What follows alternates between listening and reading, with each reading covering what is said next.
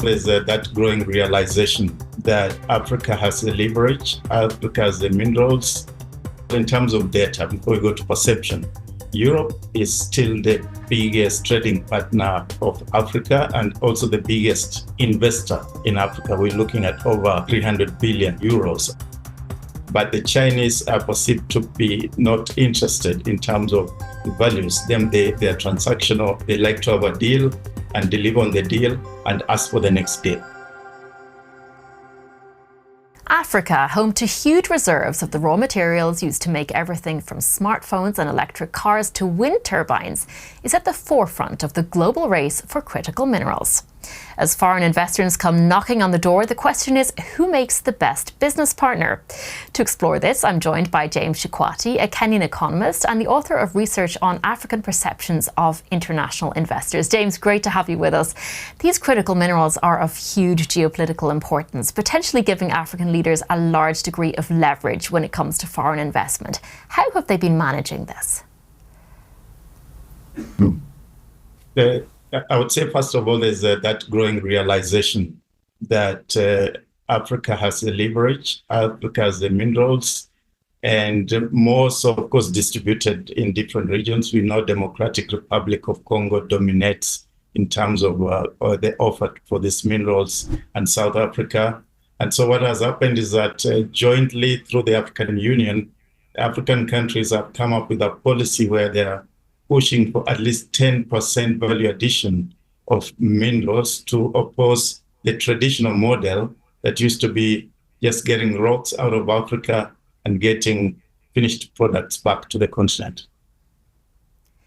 That's very interesting, and that does touch upon my next point, because of course extraction is one thing, but there's also huge potential for development within Africa, especially in terms of processing these minerals. Are foreign investors supporting a shift towards local processing, or do you feel the focus is still on exporting raw materials?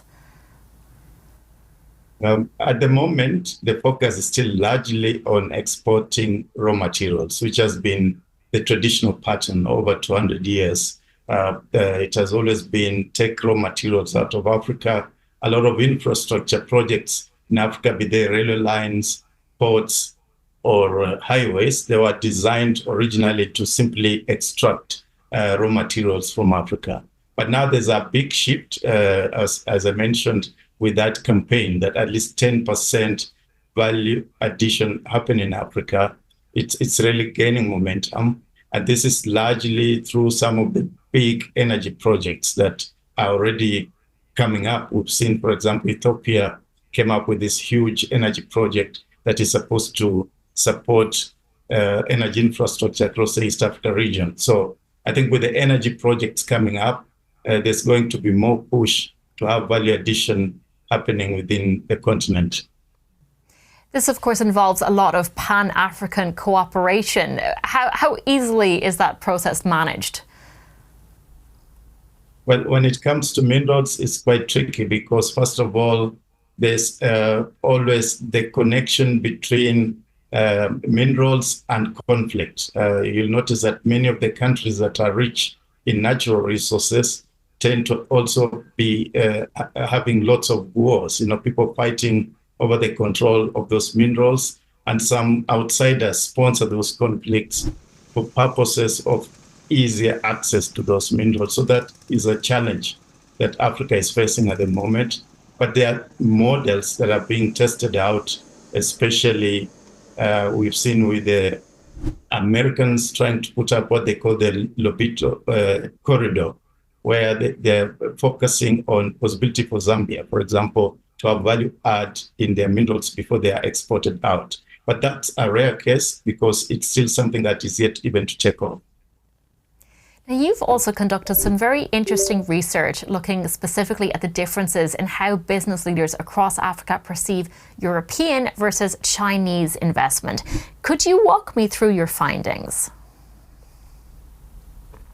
Well, basically, in terms of perception, I would say that, first of all, in terms of data, before we go to perception, Europe is still the biggest trading partner of Africa and also the biggest investor in Africa. We're looking at over 300 billion euros across, of course, the 54 nation states.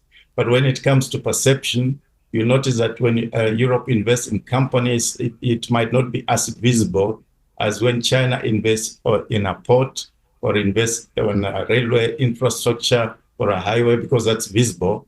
So then it creates a variety of perceptions. The first being that the Chinese deliver on time and they deliver on infrastructure that can transform on Africa's aspiration. But most of the European investment, of course, will be private related. There'll be companies maybe in food processing. So it might not be associated to Europe as such, but more to the company. So there's that aspect of perception in terms of how Africa views China and how Africa views Europe. And then in terms of the general relationship, Europe is seen to be a region that interferes most in Africa's internal affairs by lecturing Africans to be democratic, to follow certain values. But the Chinese are perceived to be not interested in terms of the values. They are transactional. They like to have a deal and deliver on the deal and ask for the next deal.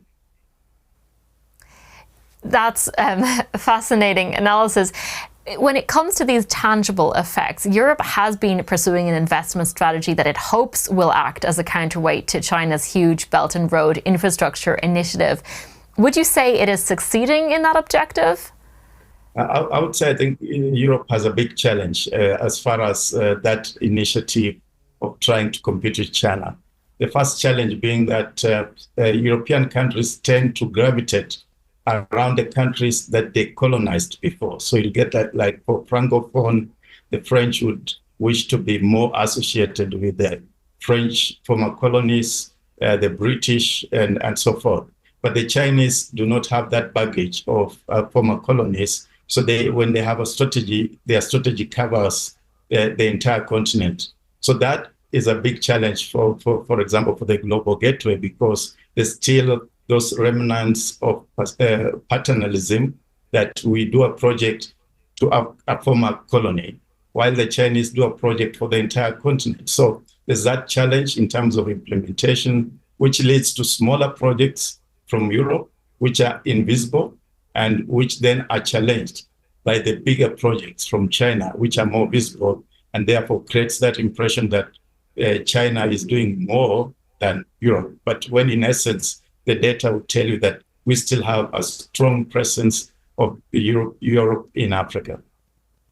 Yeah. Now, the United States wasn't part of your research, but it is, of course, a big player when it comes to investment in Africa.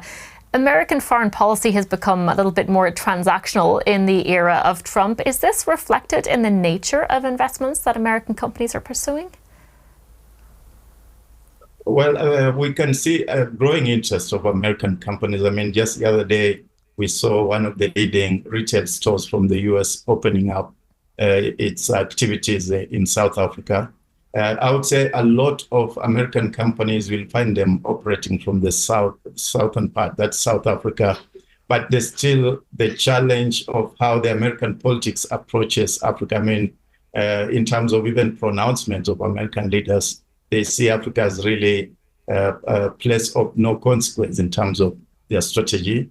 And that somehow has played into the Chinese strategy, because you notice when America, for example, stopped the USAID program, just the other day, we saw China stepping in to finance the program for South Africa. So there's been that aspect where, whereas America is turning away from Africa and feeling that we are not very strategic, Asian countries and Gulf states are finding Africa to be a strategic place to go. And of course, for Europe, we call them our old partners. They're also trying to reinvent their engagement with Africa. Now, Africa offers a whole lot of opportunities beyond natural resources as well. It has a young and a growing consumer market, for example. What kind of investment opportunities does that present for foreign businesses?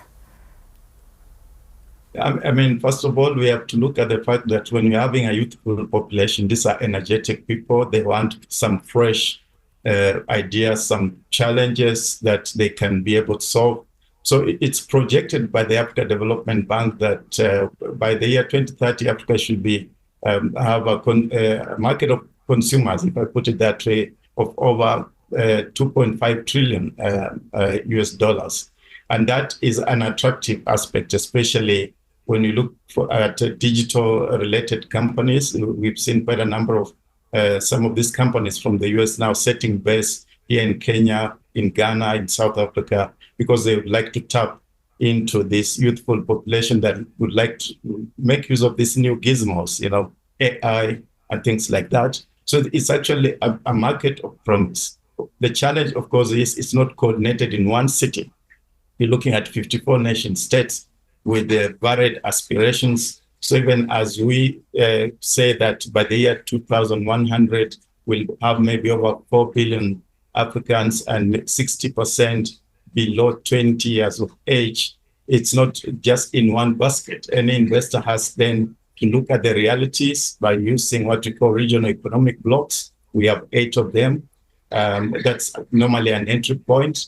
The second aspect is to look at what we call nodal countries. So, for example, Kenya becomes a gateway for the East Africa region. We've got Nigeria in the west. We've got South Africa in the south, and so forth. So the nodal entry points become the best way for any investor who would like to tap into this growing consumer market in Africa. Now, this trend is happening as much of the rest of the world grapples with an aging population. There is likely going to be huge competition for attracting African talent. What do African leaders need to do to make sure that they keep these bright young people at home? Well, I think first, of course, is not to keep them at home, is to keep them active. I'll say that. But the point being that the first point is how to leverage the geopolitical competition. Because right now, you notice there's Europe, who is our old partner. There's Asian countries, Gulf states, there's China, of course, and then there's the US, all of them interested in one way or the other to tap into the potential in Africa. So how to manage these partnerships needs to be the strategic entry point for African leaders. And one of the best ways to do this is to avoid the use of the word multipolar world and use the word multinodal world, because nodes connect to each other to energize. But when we use the term multipolar, we put conflict-minded approach, meaning one pole can fight the other pole. I think if we use the multipolar, then African heads of states will be unable to tap into these competing interests. But I think we could use what I call the multi-nodal approach.